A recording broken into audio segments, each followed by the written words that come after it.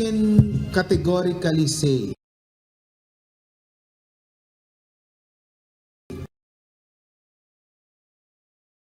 transportasyon. Tigil pasada ng pistol ngayong araw, walang naging malaking epekto sa mga commuter. I believe I still have the trust of President Marcos Jr. Why? Because before he left, I asked him about the impeachment and he told me the truth that he knows about the impeachment. We don't want her to be impeached. We don't want her to. She does not deserve to be impeached. Vice President Sara Duterte naniniwalang buo pa rin ang tiwala at suporta sa kanya ni Pangulong Ferdinand Marcos Jr. PBBM handang ipagtanggol ang pangalawang Pangulo laban sa mga nagtatangkang siya'y patalsikin. And this is our way of showing to them and showing to the global community that we are claiming our victory at The Hague. Because that's already the international community saying that those seas are ours. They are the Philippines have sovereign right to that to the West Philippine Sea. And all civilian supply mission sa mga nagbabantay sa West Philippine Sea isasagawa sa Disyembre ng iba't ibang grupo. Import permit ng mga rice importer kakansalahin ng Department of Agriculture kung hindi agad makararating ang mga inangkat na bigas. Massacre sa Nature Festival sa Israel noong October 7. Hindi umano kagagawa ng Hamas ayon sa Palestinian Authority.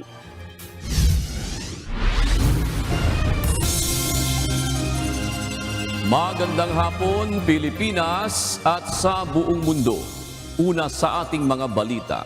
Umabot na sa Siam ang napaulat na nasawi sa nangyaring lindol sa Southern Mindanao noong Biyernes. Samantala, nakikipag-ugnayan na ang National Disaster Risk Reduction and Management Council sa mga lokal na pamahalaan para sa karagdagang tulong na kinakailangan. Ito ang balita ni Ryan Lacanlale. Tinutukoy pa po natin lahat po ng mga detalye nitong kanilang pagkasawi at ito po ay inaantay natin mula sa mga kasamahan natin diyan sa local government unit at saka sa mga disaster managers din po. Patuloy ang validation ng National Disaster Risk Reduction and Management Council sa mga napaulat na nasawi, bunsod ng lindol sa Southern Mindanao noong Biyernes. Ayon kay NDRRMC Deputy Spokesperson Mark Timbal, nakikipag-ugnayan na sila sa mga lokal na pamahalaan para sa detalye. Base sa datos ng ahensya, siyam ang namatay sa lindol. Wala namang napaulat na nawawala habang 15 ang nasaktan. Fully restored na rin ang kuryente at communication services sa quake-affected areas. Samantala, wala pang lokal na pamahalaan ang umihilingin na makapagdeklara ng state of calamity. Kasalukuyan pang nagpupulong ang mga ito upang i-assess ang lawak ng pinsala ng lindol sa kanilang lugar. Tiniyak naman ni Timbal na handa nilang suportahan ang mga LGU sa kanilang mga plano. Ang ating pong maigagarantiya sa kanila po ay ang nakaantabay palagi ang ating national government pati ang regional disaster councils natin para magbigay ng tulong sa kanila over and above doon sa tinutulong nila direkta doon sa kanilang mga kababayan o mga nasasakupan. Iniutos na rin ni Pangulong Ferdinand Marcos Jr. ang patuloy na relief operation sa mga naapektuhan ng lindol lalo na sa Sarangani Province. Pinatututukan rin ni PBBM sa mga opisyal ang mga naapektuhang lugar dahil na rin sa mga aftershocks. Binisita naman ni Vice President Sara Duterte ang ilan sa ating mga biktima ng malakas na lindol. Sa post sa kanyang social media account, makikita na nakiramay ang pangalawang Pangulo sa burol ng mga nasawi sa malakas na lindol sa may area ng Sarangani. Nagtungo rin ang Vice Presidente sa isa sa mga punerarya na pinagdalhan ng mag-inang biktima ng landslide bunsod ng nangyaring lindol. Pinuntahan rin nito ang ilang mga sugatan na ngayon ay nagpapagaling sa mga ospital.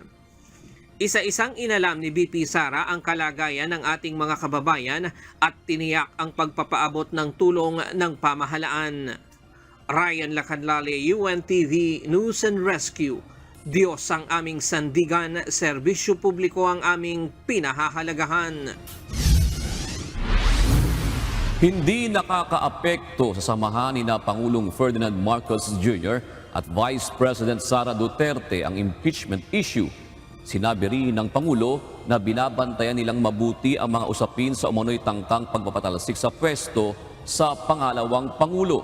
Naniniwala naman si VP Sara na may tiwala pa rin sa kanya si PBBM. Ito ang balita ni Bernard Dadis. I believe I still have the trust of President Marcos Jr.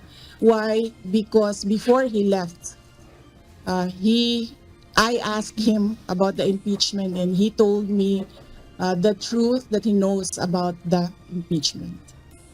Kampante si Vice President Sara Duterte na nananatiling buo ang tiwala sa kanya ni Pangulong Ferdinand Marcos Jr.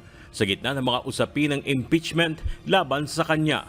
Ayon kay VP Sara, isa ito sa kanilang napag-usapan bago pa umalis patungong Estados Unidos ang Pangulo.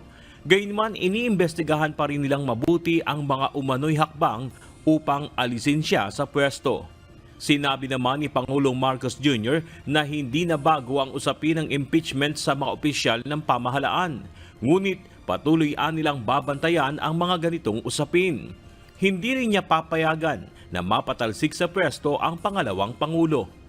Lahat naman kami merong ganyan eh. So I don't think it's particularly unusual. I don't think it's particularly worrisome. You know, there will always be an element that will want to change the results of an election. So I of course pinabantayan namin ng mabuti because we don't want her to be impeached. We don't want her to. He does not deserve to be impeached. So we will make sure that this is something that we will pay very close attention to. Itinanggi na rin ni House Speaker Martin Romualdez na may mga hakbang para patalsikin sa pwesto si VP Sara. Hindi rin niya umano alam kung saan nagmula ang usaping ito. Samantala, hindi rin naniniwala si PBBM na may lamat o crack na ang Uniteam Coalition. I don't think so. I don't think so. Mas tumitibay nga eh. Dumadami yung pumupunta sa lakas, dumadami yung pupunta sa PFP. We are consolidating the Uniteam. It's actually become bigger and stronger than it was before. So, ayan, wishful thinking. These are the same people that talk about impeachment. They are also the same people that, wala na, nagbaklas-baklas na yung Uniteam. Hindi totoo yun. Tignan na lang ninyo mga political developments in the past few months.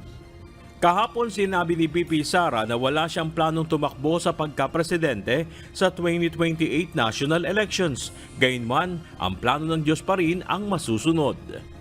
Bernard Dadis, UNTV News and Rescue. Diyos ang aming sandigan, serbisyo publiko ang aming pinangalagahan. Dumaraing ang ilang rice retailer na wala umano silang makuhang sapat na supply ng bigas na maibebenta sa murang halaga. Binigyan naman ng 1 buwan ng Department of Agriculture ang mga importer para maparating sa bansa ang mga bigas na kanilang aangkatin. Nangako rin ng Agri-Chief na hindi na mauulit ang pagsipa ng presyo ng sibuyas gaya na nangyari noong nakaraang taon. Ito ang balita ni Ray Pelayo. Siguro mga 3 weeks or mga 1 month na. Matagal na po din wala. Wala po daw palay, konti lang po daw yung naani at saka wala din po daw dating na imported.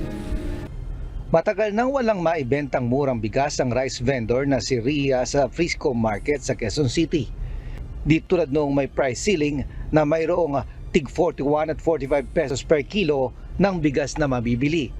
Sa ngayon ay nasa 50 pesos per kilo ang pinakamurang mabibili na bigas sa kanilang palengke. Sa monitoring ng Department of Agriculture, ang imported rice ay nasa 50 hanggang 65 pesos per kilo depende sa klase, habang ang local commercial rice ay nasa 50 hanggang 60 pesos per kilo. Sa Guadalupe Public Market, may nabibili pa daw na 30 hanggang 53 pesos per kilo ng well-milled na local rice. Sa pagdinig ng House Committee on Agriculture and Food, sinabi ni Secretary Francisco Laurel Jr. na nais niyang makarating na agad sa bansa ang mga aangkating bigas ng pribadong sektor. Kaya naman binigyan ng kalihim ng ultimatum ang mga importer. I asked somebody to meet the importers. Sabi ko sa kanila, pag hindi nyo import yan, within 30 days, hindi kayo mabili ng PO, kakancelin ko lahat yan. Because I don't want to be held hostage by, permits that were issued to them upon their request. Base sa presentasyon ng DA sa committee hearing, nasa 2.8 million metric tons na ang dumating na imported rice. Mas mababa ito ng 1 milyong metriko tonelada kumpara noong nakaraang taon. Pero ayon sa Department of Agriculture, mayroong imbak na bigas ang Pilipinas para sa 70 araw sa katapusan ng 2023 kung makakarating lahat ang mga pinayagang angkating bigas. Meron ding nasa 295,000 metric tons na maaaring angkatin mula naman sa India. Ayon naman kay Albay Representative Joey Salceda, posible namang mapababa sa 20 pesos per kilo ang presyo ng bigas sa bansa. Napakasimple yung pagpababa ng presyo ng bigas eh. Sinubsidize ng NFA. Bili mahal, benta mura. So kung yung gusto talaga ni Bongbong ng 20, ang dali lang yun. Kaya nagkanda utang-utang na 150 billion NFA. Mr. Chair, na-achieve naman yung 20. 18 pa nga eh. Isinusulong ngayon sa Kamara ang paglalagay ng pondo para sa subsidiya ng bigas na dating idinadaan sa National Food Authority. Samantala, nakabantay din ngayon ang DA sa presyo ng mga pangunahing produkto, kabilang na ang sibuyas. Tiniyak ng kalihim na hindi nasisipa ang presyo nito na umabot sa 700 piso kada kilo noong nakaraang taon. I confirm that the price of sibuyas pula today is 140. Today, and sibuyas puti is 110. And I'm closely monitoring this, and we will do action para hindi na mangyari yung nangyari noong nakaraang taon. Samantala, may gagawing paraan din ang DA para mapababa ang presyo ng asukal. Ayon sa kalihim, marami pa namang supply pero umaabot pa rin sa 100 ang presyo ng kada kilo nito sa merkado. There are actually ample stocks in the local inventory, but these were all contracted by the industrial players. Then there's the disparity nga na dapat ang asukal should be around 85 lang, hindi 100.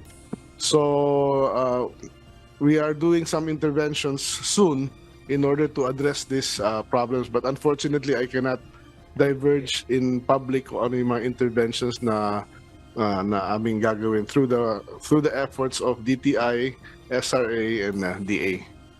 Ray Pelayo, UNTV News and Rescue, Diyos ang aming sandigan, serbisyo publiko ang aming pinahahalagahan. Muling aarangkada sa darating na Desyembre ang pagpapatupad ng Service Contracting Program ng pamahalaan.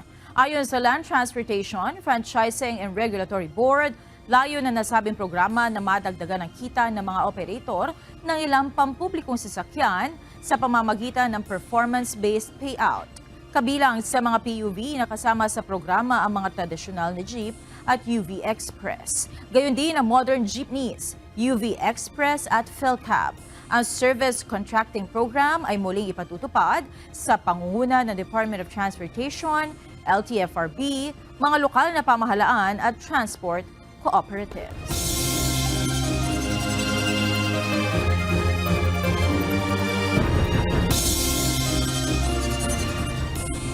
Walang naging malaking epekto para sa Metropolitan Manila Development Authority ang isinagawang tigil pasada ngayong araw ng transport group na Piston. Base sa monitoring ng MMDA, mayroon lamang ilang mga pasahero ang nahirapang makasakay kaninang umaga. Subalit, normal na nilang sitwasyon ang ganito tuwing araw ng Lunes. Ito ang balita ni JP Nunez. We can categorically say na hindi naman po naparalisa yung pampublikong transportasyon. Mula sa halos 700 augmentation vehicles na inihanda ng pamahalaan para umasiste sa mga commuter na posibleng ma-stranded ngayong araw dahil sa isinasagawang tigil pasada ng grupong Piston. Nasa 66 lamang sa mga ito ang nai-dispatch kanina. Base sa monitoring ng Metropolitan Manila Development Authority, nasa 12 mga ruta sa Metro Manila ang nagkaroon ng pag-iipon ng mga pasahero. Subalit agad ring napadalhan ang mga ito ng libreng sakay mula sa mga local government unit, gayon din ang augmentation vehicles ng MMDA. Amin pong masasabi na baka nga po normal Monday morning rush hour foot traffic lamang ito. It's just that ayaw na po namin maipon, kaya immediately pag nakakakita kami ng 20-30 persons na nasa karsada na nag-aabang na masasakyan, kaagad po nating dinideploy yung mga preposition assets po natin.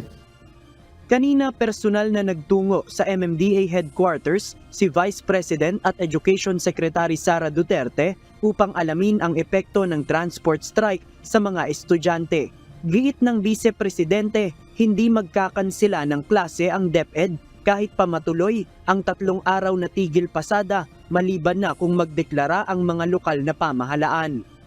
Sa Department of Education naman, the general rule is there will be no cancellation of classes during a transport strike.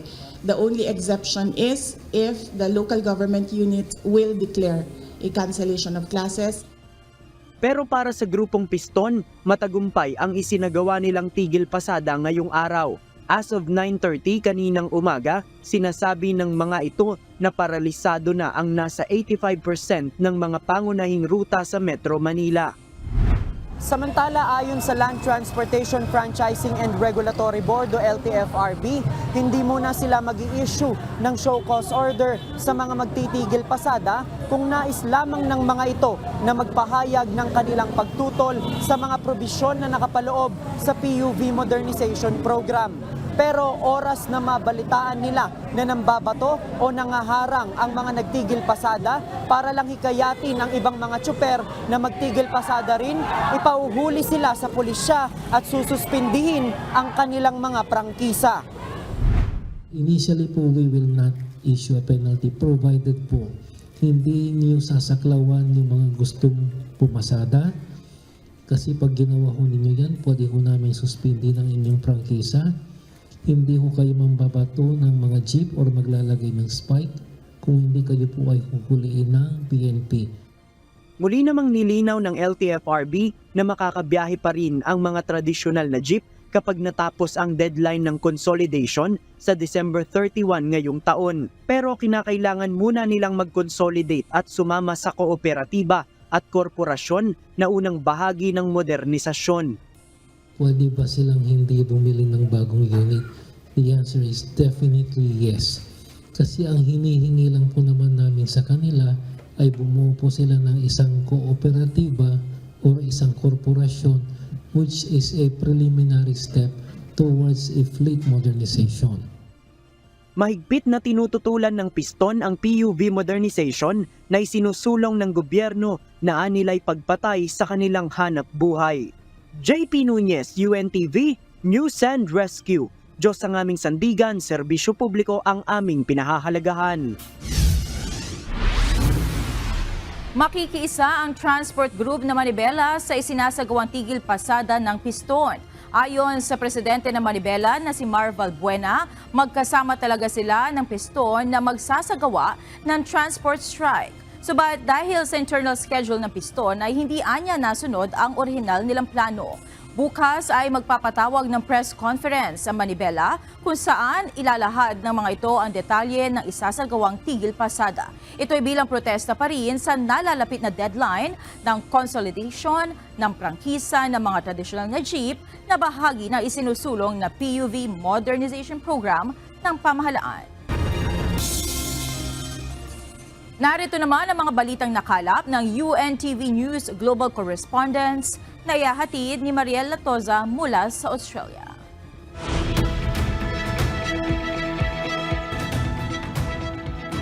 Mariel, dyan ba sa Australia, anong mga hakbang ang meron ang pamahalaan para matiyak ang food security ng bansa?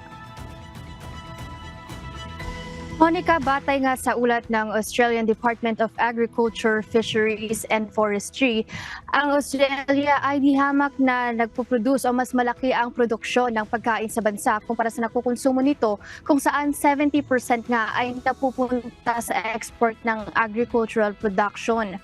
Meron ding trade restrictions katulad ng quota o tariffs na ipinapatupad sa Australia upang mapaigting ang pagtaas ng domestic food production ng bansa. Ito rin ay naturingang nakatutulong tuwing may mga extreme events at poor seasonal condition dito sa Australia. Sa kabila naman ng restrictions, Monica, ang bansang Australia ay nag-i-import din mula sa ibang bansa katulad ng mga soybean meal na isinasama sa Australian grain upang makapag-produce ng poultry feed upang makontrol ang input cost. Naturing ang international trade nga rin ay may mahalagang parte sa national income ng Australia at economic performance nito. Monica? Sige, Mariel, ibigay mo na ang mga balita sa iba't ibang panig ng daigdig. Isang bagong science initiative ang iaanunsyo ni UK Prime Minister Rishi Sunak sa darating na Global Food Security Summit sa UK ngayong Lunes, November 20. Nakafocus ang summit sa pagdevelop ng climate-resilient crops. Ito ay isang joint initiative ng Britain, Somalia, UAE, Children's Investment Fund Foundation at Bill and Melinda Gates Foundation. Dadaluhan din ito ng mga representatives mula sa 20 bansa. Ayon kay Prime Minister Sunak, kinakailangang tugunan ang mga underlying o hindi nakikitang mga dahilan ng global food security. Sa mga nagdaang panahon, lalong lumalala ang global food crisis dahil sa iba't ibang dahilan gaya ng giyera ng Russia sa Ukraine at natural disasters na nakaapekto sa food production. Naubusan na ng tubig inumin ang Mayotte Island, isang French territory. Kaya naman gumagawa ng paraan ang lokal na pamahalaan upang mapunan ang pangangailangan ng kanilang mga mamamayan. Ito ang balita ni Early Diones. Matinding tagtuyot dulot ng climate change. Ito ang isa sa mga dahilan kaya naman patuloy na nauubusan ng tubig ang mga residente ng Mayotte, isang French territory. Ang Mayotte Island ay 5,000 miles o mahigit 8,000 kilometers ang layo mula sa mainland ng France.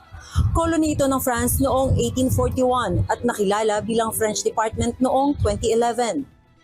Mayroon itong populasyon na 310,000 at napapagitnaan ng Mozambique at Madagascar. Bukod sa climate crisis, itinuturong dahilan din ang kakulangan ng suporta ng pamahalaan at investment sa water system ng isla. Mayroon lamang access ang mga residente sa tubig sa loob ng 18 oras kada ilang araw. Dagdag pa rito ang kakaunting tubig ay kadalasang contaminated at hindi maiinom. Dahil dito nagkakaroon ng lumalaking health crisis at ang mga water bottles ay nagiging rare at expensive commodity. Kaya naman ipinakita ng mga residente ang maduming tubig sa social media at ang iba naman ay nagsagawa ng kilos protesta. Noong Setyembre, nakapagdala na ng 600,000 liters ng bottled water ang French government para sa kanilang vulnerable residents. Bukod dito, sinuspindi na rin ang pamahalaan ng water bill para sa lahat ng mga residente. Mamamahagi naman ang lokal na pamahalaan ng mga water bottles upang matugunan ang pangangailangan ng kanilang mga mamamayan. Early Briones, UNTV News and Rescue. Diyos ang aming sandigan, serbisyo publiko ang aming pinahahalagahan. Nais ipawalang bisa ang Pacific Trade Pact na isinasaayos ngayon ni US President Joe Biden ni Republican presidential nominee Donald Trump kung ito ay mananalo sa halalan sa taong 2024. Gayunman, nangako si Pangulong Biden na ipagpapatuloy ang kasunduan sa kabila ng mga pressures dahil sa nalalapit na halalan. Ito ang balita ni Justine Masakayan. Asia's doing very well. Under the next administration and our next administration, Biden plan for TPP-2 will be dead on day one. It'll be dead before I get to the top of the stairs.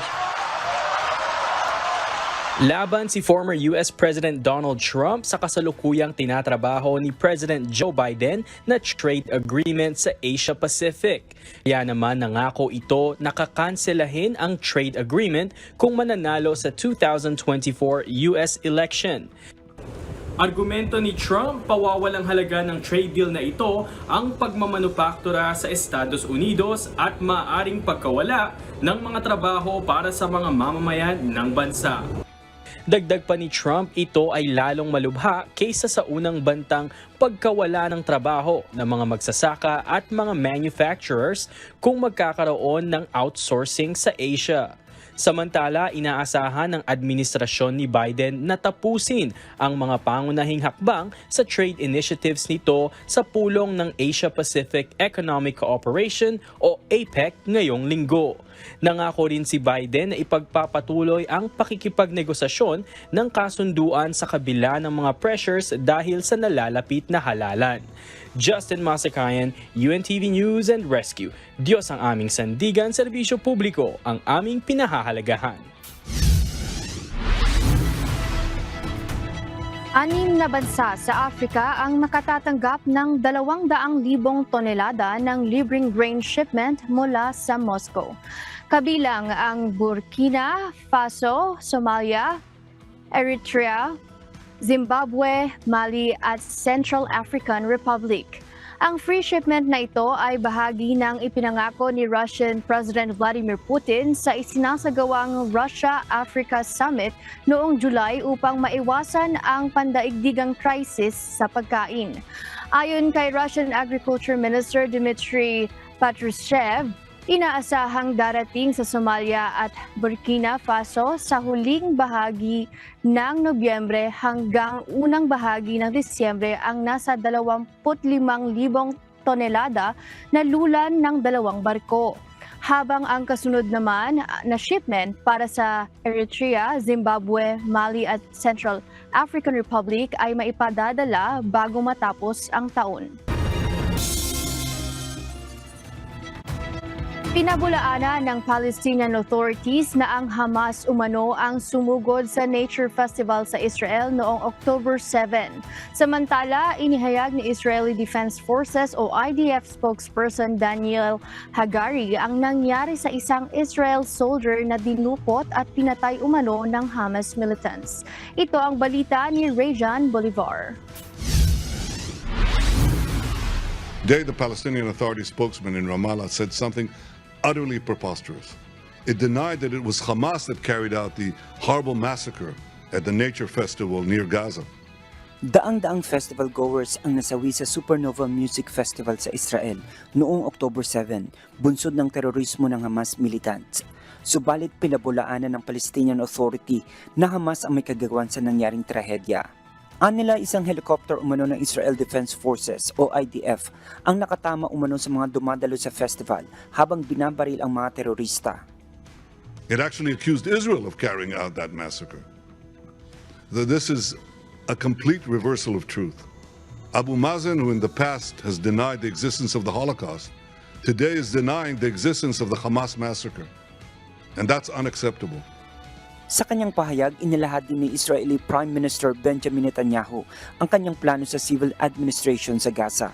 My goal is that the day after we destroy Hamas, any future civil administration in Gaza does not deny the massacre, does not educate its children to become terrorists, does not pay for terrorists, and does not tell its children that their ultimate goal in life is to see the destruction and dissolution of the State of Israel.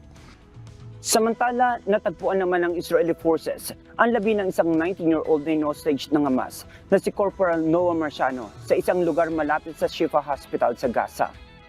Isinalaysay naman ni Israel Defense Forces spokesperson Daniel Hagari ang mga pangyayari kung paano kinuha ng Hamas si Corporal Marciano. Noah was taken into Gaza alive. She was held hostage by Hamas in Gaza City next to the Shifa Hospital. And Noah was injured. I repeat, she was only injured. An independent pathological report has determined Noah's injuries were not life-threatening. Hamas terrorists took Noah into Shifa Hospital, where she was murdered quickly. Bukod kay Marciano, natagpuan din ang labi ng isang 65-year-old na si Yehudit Weiss na nagtatrabaho sa isang kindergarten. Dinukot si Yehudit ng Hamas sa kanilang tahanan sa Kibbutz Be'eri, kung saan pinatay ang kanyang asawa na si Shumilik Weiss. Iba't ibang mga armas din ang natagpuan malapit sa kinaroroonan ng mga labi ng biktima. Samantala, nakikiramay naman ang Israeli forces sa mga nasawi at sa pamilya na naiwanan ng mga ito. This is only make the IDF more determined to do everything in our power to bring all our hostages home. Rajan Bolivar, UNTV News and Rescue. Diyos ang aming sandigan, serbisyo publiko ang aming pinahahalagahan. At yan ang mga balita mula sa iba't ibang panig ng mundo. Mula rito sa Australia, ako si Mariel Latoza. Magandang gabi. Tuloy na sa Disyembre ang isasagawang convoy civilian supply mission ng iba't ibang grupo para sa mga mangingisda at mga frontliners sa West Philippine Sea. Patuloy naman sa paglilikom ng donasyon ang Atin Ito Coalition. Isang concert din ang isasagawa sa November 29 na tampok ang iba't ibang artist kung saan maaaring mag-donate ng mga gamit na maaaring mapakinabangan ng ating mga kababayan na frontliner at mangingisda sa WPS. Ito ang balita ni Ryan Lacanlale. This is our way of showing to them and showing to the global community that we are claiming our victory at The Hague, because that's already the international community saying that those seas are ours. They are the Philippines has sovereign right to that to the West Philippine Sea. Pagpapakita ng karapatan at pag-iit sa karapatan ng bansa sa West Philippine Sea. Ito ang layunin ng isasagawang civilian supply mission ng iba't ibang grupo sa Ayungin Shoal sa West Philippine Sea sa December 5, sa gitna ng panghaharas ng China sa mga barko ng Pilipinas. Ayon sa Atin Ito Coalition, 40 civilian boats ang sasama sa convoy sa paghahatid nila ng supply sa mga frontliners sa Ayungin Shoal at mga mangingisda doon. Beyond its humanitarian objectives, this mission is bold but peaceful assertion of our nation's sovereign rights and territorial integrity in the face of persistent aggression and incursions by China. Through this collective effort, we aim to send a resounding message of unity and resilience, standing strong against challenges to our maritime sovereignty. Ayon kay David, hindi dapat maging pahirapan ang pagpunta ng mga Pilipino sa West Philippine Sea gaya ng paglalakbay sa iba't ibang lugar sa bansa.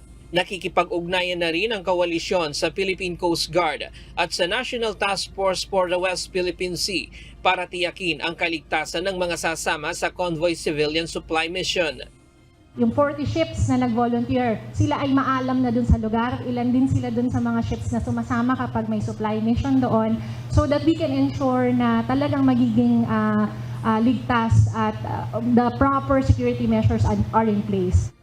Nakahanda rin ang grupo sakaling harangan sila ng China, pero hangga't maaari ay idadaan nila ito sa mapayapang paraan. Sa ngayon ay patuloy pa ang paglikom ng mga donasyon ng Atin Ito Coalition. Sa darating na November 29, magsasagawa ng concert ang coalition na tinawag na Atin Ito the West Philippine Sea Musical Event na isasagawa sa UP Bahay ng Alumni. Tampok dito ang iba't ibang artist gaya ni Noel Cabangon, Ebe Dancel, Lolita Carbon, Bayang Barrios, Grace Note, Six Cycle Mind, Lian Naara at iba pa. Dahil mahalaga po ang musika sa paghihikayat sa mga kababayan natin, dahil kaming mga musicians, artists bilang mga Pilipino ay meron din kaming duty to show our patriotism. At ang issue na ito ay hindi rin po nalalayo sa amin. Kaya samahan niyo po kami sa paghikayat sa mga kababayan natin na panoorin ng November 29 concert Atin Ito. Hindi tatanggap ng cash ang donation drive, kundi pawang in-kind na pawang magagamit ng mga mangingisda at frontliner sa West Philippine Sea. Ryan Lacanlale, UNTV News and Rescue. Diyos ang aming sandigan, serbisyo publiko ang aming pinahahalagahan. Pauwi na si Pangulong Ferdinand Marcos Jr. mula sa Hawaii. Ngunit bago umalis, hinarap niya ang Filipino community kung saan pinasalamatan ang mga tumulong sa kanila noong panahong napaalis sila sa Pilipinas. Ito ang balita ni Nel Maribuhok. Tila naging emosyonal si Pangulong Ferdinand Marcos Jr. nang humarap sa Filipino community sa Honolulu, Hawaii. Ayon sa Pangulo, ang Filipino community sa Hawaii ang tumulong sa pamilya Marcos nang sila ay ma-exile noong 1986. Nasa pagtitipon rin ng mga dating miyembro na nooy tinatawag na Presidential Security Command o PSC na nagbantay sa First Family sa panahon ni dating Pangulong Ferdinand Marcos Sr. Sinamantala ni PBBM ang pagkakataon na magpasalamat sa mga taong tumulong sa kanila. But we landed here with nothing.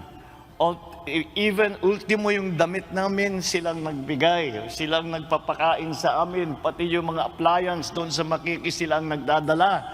At pagka kami nalulungkot, sila ang nagpapasaya sa amin. Kung hindi sa inyo, palagay ko, wala na yung pamilyang Marcos, kaya hindi ko makakalimutan.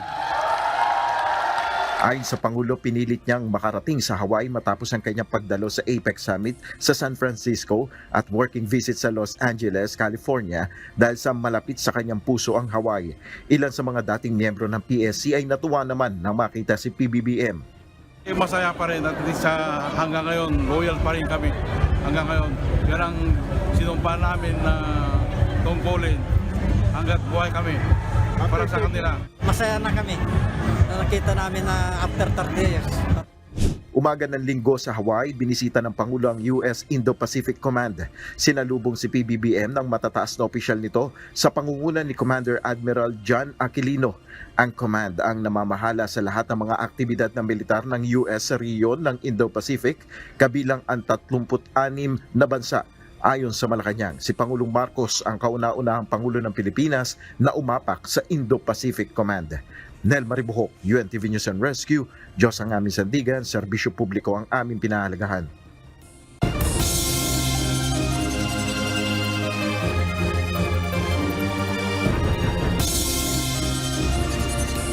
Patuloy ang investigasyon sa nangyaring pamamaril sa loob ng isang provincial bus sa Nueva Ecija. Bunsod ng insidente, ipinag-utos naman ng Philippine National Police Supervisory Office for Security and Investigation Agencies o SOSIA ang paghigpit sa seguridad sa mga bus terminal sa bansa. Ito ang balita ni Leia Ilagan.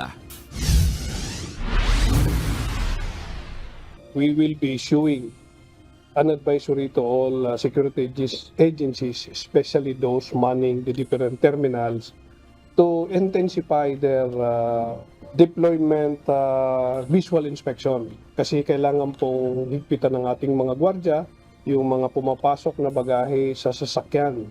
So, ipag-uutos po natin yan sa kanila. Magpapadala ng memorandum sa mga security agency ang Philippine National Police Supervisory Office for Security and Investigation Agencies o SOSIA para doblehin ang ipinatutupad na seguridad sa mga bus terminal sa bansa. Kasunod ito ng pamamaril sa 2 pasahero ng Victory Liner sa Nueva Ecija noong November 15. Ayon kay PNP SOSIA Director, Police Brigadier General Gregory Bognalbal, aalamin din nila kung updated sa training ang mga security guard sa mga sitwasyon na maaaring kaharapin. Nag-initiate na rin po kami ng mga inspection sa mga K9 na nakadeploy sa bawat terminals. At tinitingnan po namin yung kakayahan ng ASO, kung updated ba sila sa training, at kung capable pa ba silang mag-detect kung mayroong mga dapat i-detect dyan. And good to announce na lahat ng ASO po na chinek namin are still capable of identifying especially yung explosives. Una sa dapat natingnan na mga bantay sa bus terminals ang dalang bagahe at bag ng mga pasahero. Dito kasi karaniwang inilalagay ang mga kontrabando, gaya ng baril at mga ilegal na droga. Gayunman, sinabi ni General Bognalbal na wala na silang control kung hindi naman galing sa terminal ang mga pasahero. Nauna nang sinabi ng PNP na pinag-aaralan din nila ang paglalagay muli ng bus marshal upang bantayan ang mga pasahero sa loob ng bus habang bumibiyahe. Kung pwede po natin na ibalik yan as part ng ating police intervention na maglagay po tayo ng mga bus marshals, particularly yung sa mga bus po na nagbabiyahe po ng malayuan po. Dagdag ng SOSYA, mahaharap sa multa at suspensyon ang sinumang security guard at security agency na mapatutunayang nagpabaya sa kanilang trabaho. For first offense, ma'am, they may be fined for the amount of 10 to 20,000 pesos. For second offense, they may be fined for 20 to 50,000 pesos. And for third offense, they may be fined for the amount of 50 to 100,000. Plus, they may be subject for revocation, yung LESP nila, yung lisensya nila. Ang paghihigpit ng seguridad ng SOSYA ay bunsod na rin ng nalalapit na holiday season kung saan inaasahan ang pagdagsa ng mga pasahero sa mga bus terminal. Leia Ilagan, UNTV, News and Rescue. Diyos ang aming sandigan, serbisyo publiko ang aming pinahahalagahan. Naaresto ng mga tauhan ng National Bureau of Investigation ang 11 individual kasama ang isang Malaysian national dahil sa illegal na pagkuha o procurement ng mga SIM card na may verified e-wallet accounts. Samantala, isang Japanese national naman ang inaresto rin na mga kawani ng Bureau of Immigration dahil sa peking visa. Ito ang balita ni Dante Amento.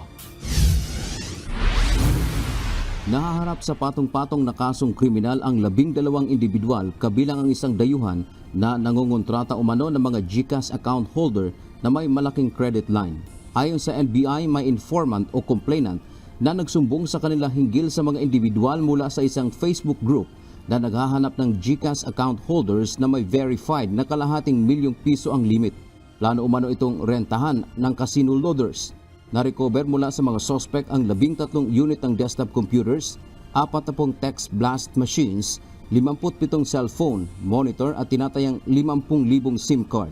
Na-inquest na mga suspect o miyembro ng sindikato dahil sa iba't ibang kasong paglabag tulad sa Cybercrime Prevention Act at SIM Registration Act of 2022. Samantala, naaresto ng Bureau of Immigration sa Ninoy Aquino International Airport Terminal 1 ang isang Japanese national dahil sa pagkakaroon ng peking Special Resident Retirees Visa. Palabas na sana ng bansa patungong Japan si Yoshiaki Nakamura, 64 na taong gulang, nang maharang sa paliparan. Kaugnay nito, nagbabala ang kawanihan sa mga dayuhan na mabigat na paglabag ang pagkakaroon ng counterfeit o pekeng mga dokumento. Ang inarestong dayuhan ay nakadetini na sa Warden Facility ng Immigration habang hinihintay ang deportation nito. Dante Amento, UNTV, News and Rescue. Diyos ang aming sandigan, serbisyo publiko ang aming pinahahalagahan. Natapos na ng Philippine National Police Forensic Group ang pagsusuri ng mga hibla ng buhok at bahid ng dugo na nakuha sa loob ng inabandonang red CRV sa Batangas. Ang pulang CRV ay sinasabing may kaugnayan sa pagkawala ng beauty queen na si Catherine Camilon. Ang naturang DNA sample ang ikinumpara sa buccal swab na kinuha sa pamilya ni Catherine. Sa isang panayam, sinabi ni PNP Forensic Group Public Information Officer Police, Major Rodrigo Sotero Jr., na bagamat tapos na ang pagsusuri ay wala pa naman silang opisyal na resulta. Ilalabas niya ito sa media sa lalong madaling panahon. Nais ng Department of Justice o DOJ na alisin na sa Department of Foreign Affairs ang pag-i-issue ng visa sa China o Chinese nationals. Tila hindi umano na-validate mabuti ng DFA ang papeles ng mga ito, lalo na't may mga nahuhuli sa illegal na mga pogo operations ang mga may pending na kaso sa kanilang bansa. Ito ang balita ni Dante Amento. I-recommend namin sa Pangulo na wag na DFA ang mag-issue ng mga visa ng mga tao galing sa China sapagkat ito po ay nagkakaroon ng problema ang ating bansa dito.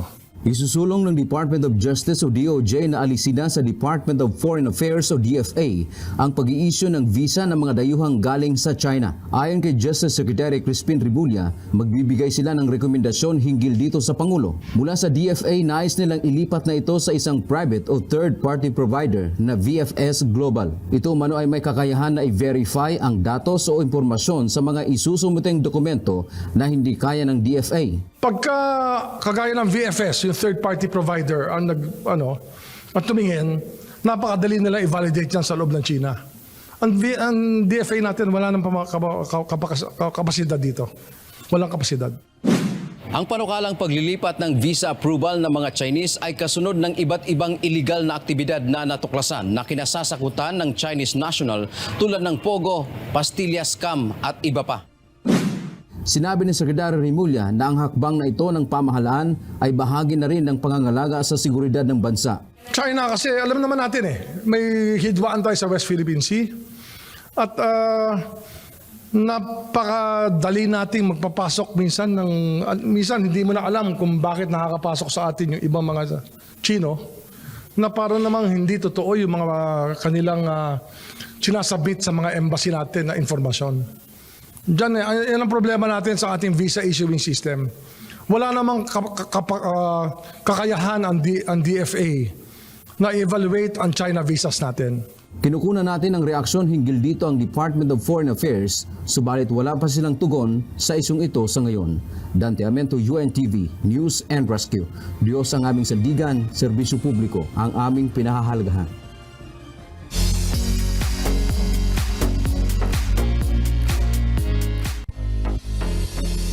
Winner pa rin na may tuturing ang pambato na Pilipinas sa katatapos sa Miss Universe 2023 na si Michelle D. Hindi man niya naiuwi ang corona, humakot naman ito ng special awards. Ito ang balita ni Joan Ano. Sa kauna-unahang pagkakataon sa kasaysayan, kinoronahan bilang Miss Universe ang kandidata ng bansang Nicaragua na si Shanice Palacios. Ang 23-year-old mental health activist at audiovisual producer na si Shanice ang nag-stand out sa 88 mga kandidata na naglaban-laban para sa corona at titulo ng Miss Universe 2023.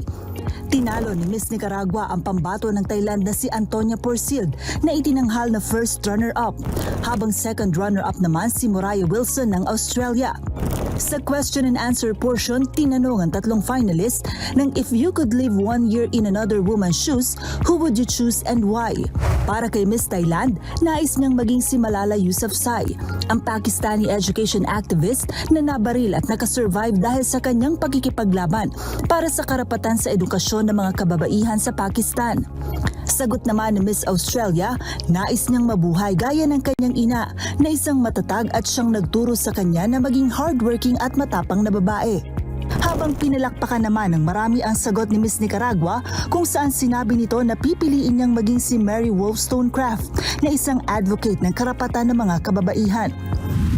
Samantala, nagtapos naman ang Miss Universe journey ng pambato ng Pilipinas na si Michelle D nang makapasok ito sa top 10 finalist. Bagaman hindi pinalad na masungkit ang titulo at corona sa Miss Universe, isa naman si Michelle D sa gold winners ng Voice for Change category kasama sina Miss Angola at Miss Puerto Rico. Tema ng Voice for Change ni Michelle D ang kanyang advocacy na ipromote ang autism acceptance, inclusivity at empowerment. Nanalo rin si Michelle ng Spirit Cruise Award. Winner rin para sa kanyang mga fans ang pagrampa ni Michelle sa long gown competition kung saan suot niya ang long black gown na obra ni Mark Baumgartner na inspired ng Filipino cultural icon at legend na si Wang Od. Malaki naman ang panghihinayang ng maraming Filipino fans dahil nabigo muli ang Pilipinas na masungkit ang inaasam na corona sa Miss Universe pageant. Sa huli, nagpapasalamat pa rin si Michelle D sa bihirang pagkakataon na irepresenta ang Pilipinas sa Miss Universe pageant at sa lahat ng suportang ibinigay sa kanya ng mga Pilipino. Joan Ano, UNTV News and Rescue. Diyos ang aming sandigan, serbisyo publiko ang aming pinahahalagahan.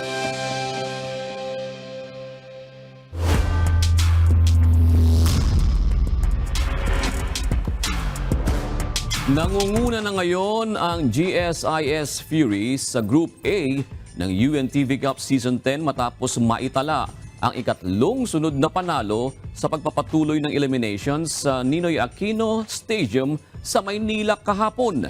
Kinapos naman ang rookie team na Comelec Vanguards sa kanilang laban kontra PNP Responders. Ito ang balita ni Bernard Dadis.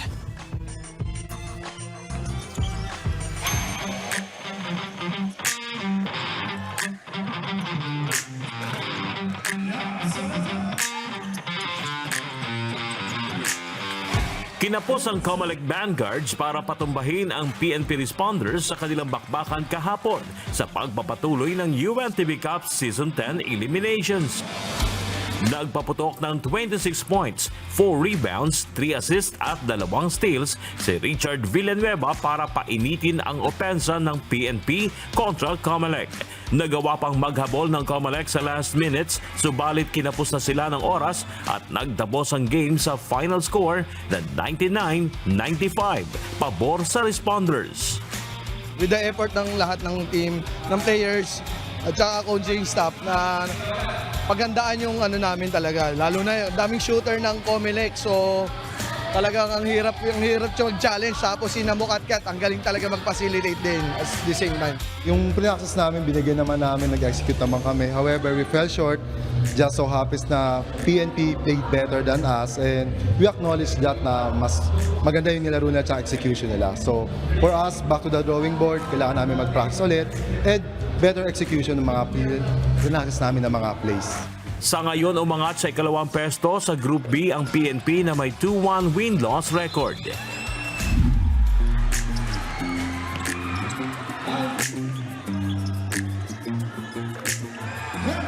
Sa second game, dikdikan ng sagupaan ng NHA Home Masters at Malacanang Team OP-PMS Trailblazers. Binasag ni Antonio Stestica Jr. via 3 points ang 88 points deadlock sa last 2 minutes para agawin ang abante. Subalit kaagad naman itong sinagot ng Trailblazers courtesy ni Kenneth Aljard to tie the ball game at 91 points. Malaking tulong ang quick 5 points run ni Alvin Witug para agawin muli ng NHA ang momentum. Naghabol pa ang OP-PMS subalit mas nanaig ang tibay ng NHA Home Masters 98-93. Tumikada si Alvin Witug ng 39 points, 6 rebounds, 4 na assist at 2 steals. Nagambag naman si EJ LJ ng 25 points at 11 rebounds kaya tinanghal na best players of the game. At least yung mga players namin, mas determinado silang manalo. Talagang lumaban sila sa every possession, hindi sila nawalan ng pag-asa. Dikit yung laban tapos underman pa kami. Pero lahat naman nag-step up para makuha namin yung panalo. Bricks of the game talaga. Hindi natin masasabi kung sino mananalo. Kung sino yung mas eager manalo, siya talaga yung mananalo.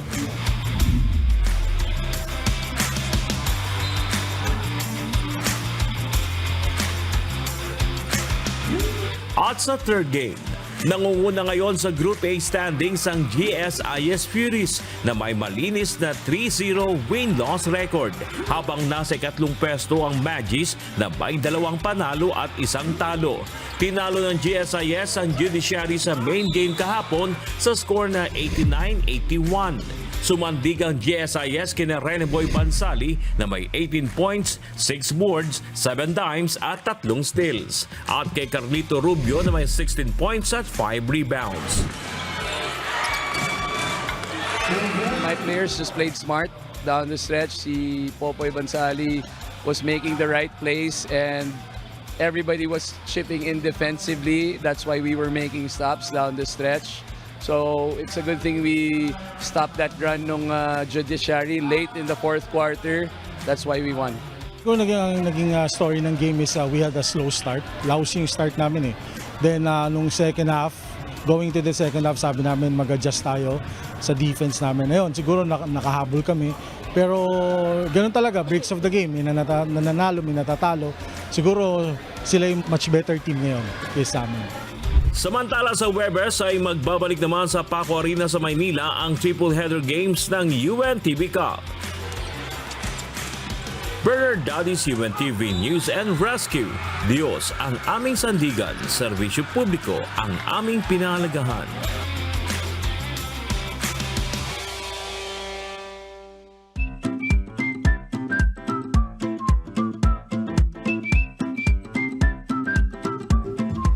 Narito na po ang mga komentaryo ng ating mga kawiserong Pinoy.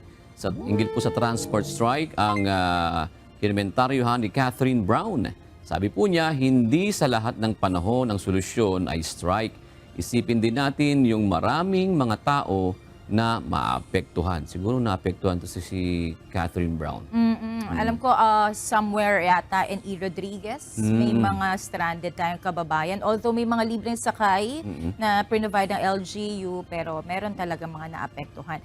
Bukod din sa mga nagkomento sa atin sa YouTube page, meron din po mga nagkomento sa ating mga storya, no, tungkol sa transportation strike. Ito naman po ay mula sa TikTok. Oo, kasi tayo ay simultaneous na napapanood. Sabi ni Eagle Eye Vista, hindi dapat phase out. Dapat yung mga luma, 15 years pataas ang edad, ang dapat tanggalin. Yan. Siyempre may magre-reklamo dun. Kasi yung iba kasi pagka okay pa talaga yung sasakyan mo, pag at 20 years old na yung sasakyan mo, ano pa rin eh, basta hindi siya mausok, alam mo yun? At totoo naman yung roadworthy, di ba? Yung tinatawag nilang roadworthy. Meron naman mga bago, pag hindi well-maintained, Correct. yung usok na nilalabas, ang itim na agad. So talagang nasa maintenance talaga. So, mahirap Correct. At saka siyempre doon din sa nag-inspection talaga sa LTO din. Dapat talaga totoo yung pag-inspection. mahigpit dapat. Oo, tinitingnan mabuti, di ba? Ito naman po sa ating mga buena manong shout-out sa ating mga kausi ngayong Lunes. Sina Dominic Marquez, si Pedi Esteban at si Ronnie Mernilo. Maraming salamat din po kay Lebrado Cabrera, Marlon Valenzuela at katukayo mo, June Servito. Ito mga bago to Mga kausi, sabi po rito, bukod po sa mga pagbati, comments, pwede rin po kayong mag-suggest ng mga istorya na nais nyong mapanood sa Ito Ang Balita. Aba, paano yun? Baka pag siguro merong newsworthy na story na mangyayari sa kanila, pwede po kayong mag-suggest and siguro kung meron tayong reporter na may storyang ginagawa, baka pwedeng Sabihin siguro naman kausi na nagnanak-nak sila. Nak! Ganun sila. Pwede po bang Ito Ang Balita? Oo. Kaya TV nyo sa rescue, pwede po bang ganito, Baka ganyan. gano'n. Tingnan natin. Ayan. At syempre, huwag nyo rin pong kalimutan na mag-subscribe sa ating mga official channel, sa aming pong YouTube channel, malapit na ba? Oo. Ang aming pong pangalan dyan na UNTV News and Rescue. At so far po, meron na tayong existing na 3.67 million followers. Aba, konti na lamang po at mahihit na natin. Loobin ang 4 million subscribers. So, sana by the end of the year, mahit po natin yan. Kaya don't forget to hit the subscribe button at makikita nyo po ang mga update namin dyan, mga kasama. Ako, nakalimutan ko yung naging kakilala ko. Bakit? Nagpagawa kasi ako ng compressor na aircon. Nag-subscribe siya Ayun! sa atin. Bukas, pwede si Romel naman. yata, pangalan Romel, hindi ko nagkakamali. Taga-Pasig yun eh. Si Romel. Pakiyanan mo naman. Mag-komento ka, Kuya Romel, kung ikaw ay nag-subscribe siya, nakita ako dun sa Pagka gano'n kasi may mga bagong kakilala. Yan, kwentuhan. Tapos yun, nag-ano na yan. Nagsasubscribe. Ayan. Maraming salamat. Salamat po. Samantala, narito naman po ang salita ng Diyos na ating sandigan mula sa aklat ng Awit 106:3. Mapalad silang nag-iingat ng kahatulan at siyang gumagawa ng katwiran sa buong panahon.